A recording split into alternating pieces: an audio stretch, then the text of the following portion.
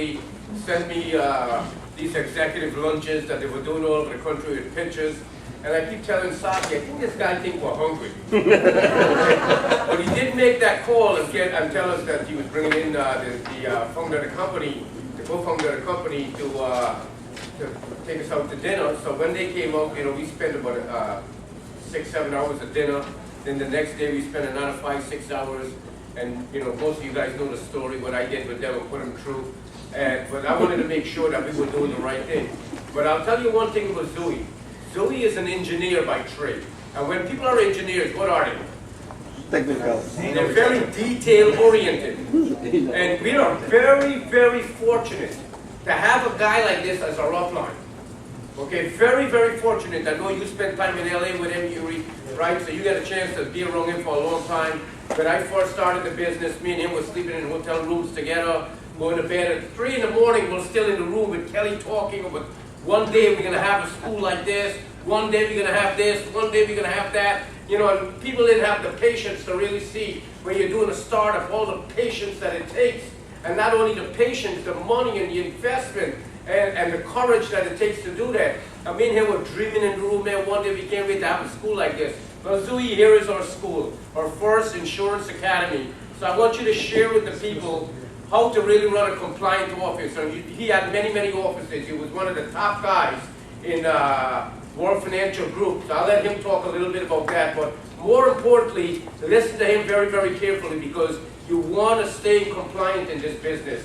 You don't want to leave any window open or any doorknobs unturned, because the enemy, when you start going out there and replacing people's policies, and Chris is going to be talking about that, the enemy ain't going to like that. They ain't going to like that. So we want to make sure that we get out the gate doing the right thing. Give Duy Nguyen a big hand.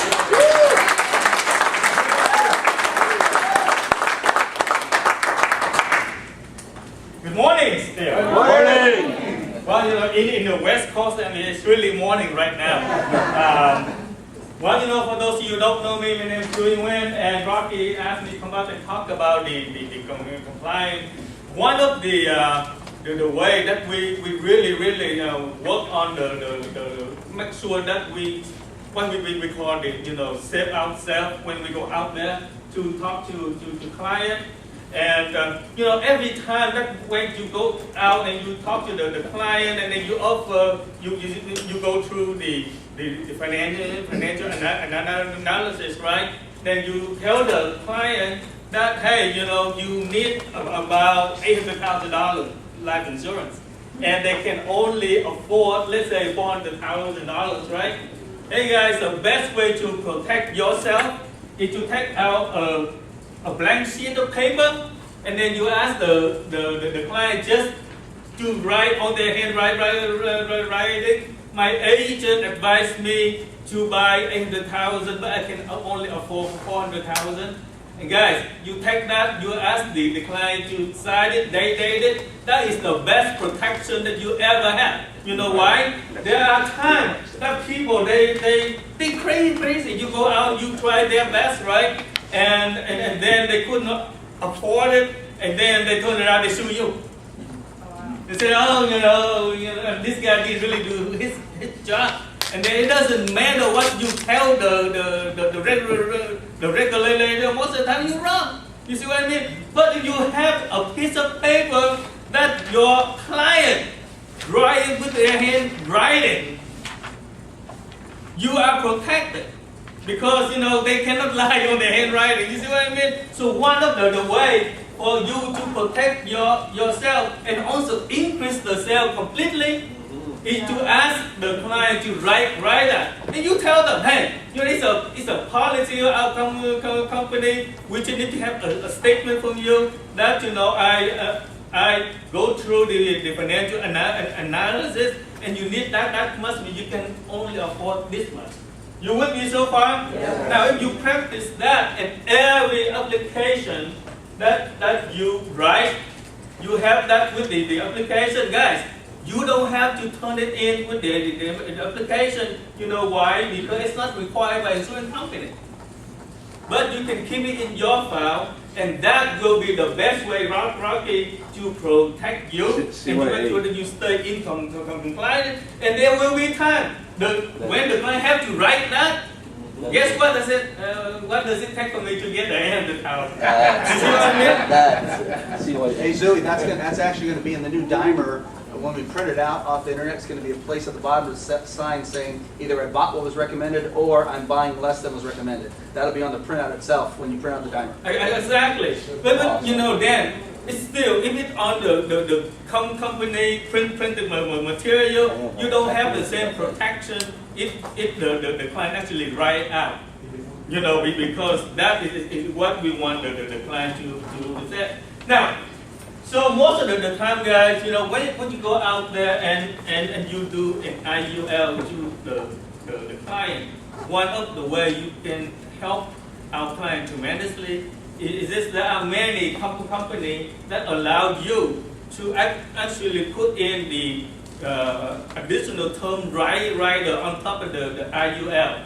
Okay, for example, with Allianz, you know, for those of you who write outside of New York, with Allianz, they allow you to put 300% of your base and add it so that if you happen to run the illustration and with that the same amount, and the client only have 200,000, you see, you can add on another $600,000 on top of that to make it the policy become $800,000.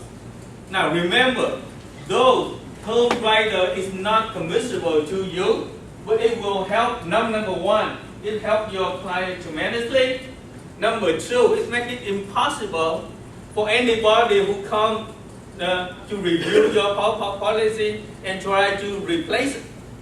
Okay? So the strategy is very simple, guys. Add on certain term rider. Remember, the term rider is not commissionable to you as an agent, but it will help the client tremendously, because with the same amount right now, they can get more insurance.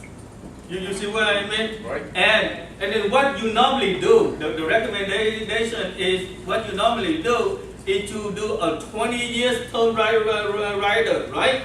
And then you will tell your client, after 20 years now, you can actually convert the whole thing to the base, if you decide to do so.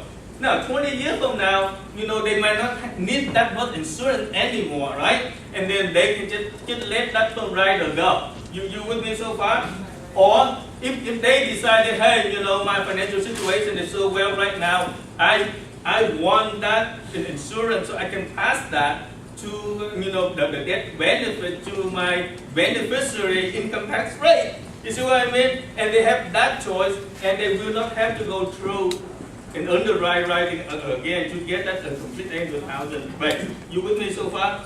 Now, Yep. for companies like AIG, for Atlas, they don't have that term rider, but you can always add another like 20 years term life in the same application. I mean, I was running it for myself, guys, you know, for I think like $400,000 term. When you write an IUL and then you add it in another term policy, it's only cost me like, you know, $30 a month, you know, for the additional term. And with Atlas, that term that term life can also be convertible back to the IUL at the later time. Okay, so those are the recommendation, the trick that you can actually go out there, learn to protect yourself. But remember, the best thing that you can do for your career and for your client is to make sure that, you know, you put the additional term rider to it, so you can help the client tremendously, and you can really protect your policy from being replaced with another insurance agent. You with me so far? Yeah. Yes. Now I have a little bit more time here. I want to really talk about the magic behind the training sale. You know, and I want to very much to share with you a very quick story maybe you can relate to that. It will help you tremendously. You know, when I joined my practice company many years ago, one time my upline came to me and said, "Duy, you need to do your fire training sale." You know, and then, you know, I was new to the industry. I did not really know how to do on that. So he told me, "Duy, you already have your policy with us. This is the best time for you to go out there and to do the training sale." So I asked him how do I do it? So this is what he told me, "Duy, what you need to do is this. I'm going to reserve my Sattie today, guys, from 12 o'clock to 5 o'clock. I clear my schedule. That's my commitment to you, you know." And then he looked at me and said, "Now your commitment to me is to book appointment back to back for me for those 5 hours." And I didn't know how to do that, so I asked him, "I don't really know any body." So he asked me, "Let me see your cell phone." So you got people on your cell phone. So don't tell me you don't know what, right? But this is what he recommended me to do. He told me, "Duy, just call, you know, your friend, your relative, and say, I have a friend who has some good information to share with you. Since we're in the area right now, we want to stop by."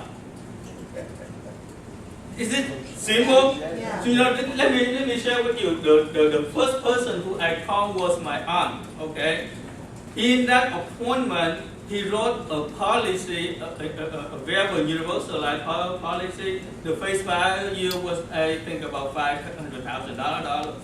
You know, 19 years later,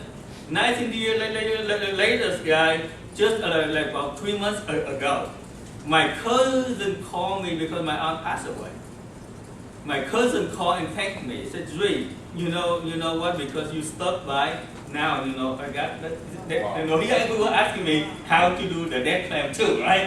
But I'm telling you, hey, because of that field training, I just happened to make my cousin $500,000 richer. You know, he went back to Vietnam and spent all that money on his wife. Now, on the same day, I went to the other aunt because he gave me 5 hours. You know, it only took like, you know, an hour and a half for the first one, so I have a few more hours. So I called my other aunt, and we stopped by her house, and of course I haven't seen them for a while. And she just happened to get a divorce. Okay, so she was happened to share half of the 401k with her ex-husband. She didn't really know what to do with that. And so my upline recommended her to roll over that 401k to a variable annuity back then. You know, that was back in 1994, 1995, in those time frame. The funding of that 401k actually doubled several times between 1994 until 1999. You know. And my aunt called me, asked me, "Duy, what do you think about Y2K back then?" You know, and I was just telling her, you know, I don't know, but I'm moving all my money from the stock market to a fixed one, and I'm buying the house, right? And then she said, "Oh, you do that?" I said, "Yes." And then she did the same thing. She moved all the money for the variable annuity, you know, and then she bought a house. And guess what? Both of us was lucky, because when we bought the house, the value of the house started going up, you know, in the next 3, you know, and the stock market was going down. But you know, to make the story short, guys, because of that field training, my aunt was able to purchase a house and 3 more insurance policy, which, you know, right now she had a condition. If she want insurance policy, she couldn't get it at the typical price. See, the reason why I share with you that story is this. Guys, training sale is very important. You know why? Because it's got me going. It got me going tremendously, because I learned from that. You know what happened to me when I started recruiting and building when I got my license? I did the same exact thing to my organization. Every guy come in, we would say, I want to reserve my Saturday from this time to this time, and we went out, we write training sale like crazy. And that's how I was making so much money with the practice company because of the same idea. I got very fat back then, why? Because, and another fun thing, every time that we go out with a team member on a Saturday or a Sunday, guess what? After we make a sale, we go eat, or we can eat sushi. Hey, you remember, right? That's how Ray and I, we got so big because every Saturday and Sunday, we go out there, we write sale. Hey, if you happen to book appointment back to back, you get to make 1 or 2 sales. You with me so far? Yes. Guys, that's how we want to do it in New York. We want to be the first hierarchy in the company who want to practice that theory. See that, Rocky, guys? Book appointment back to back. So that number 1 is help, the trainee to focus on getting the appointment done. You see that? And when you book back to back, you have to make some sale. If you book individual one here, one there, sometimes you don't make a sale, and then the trainee, they get discouraged. And the trainer get discouraged too, right? But if you do back to back, guys, it will help you tremendously. All right, guys? Yeah.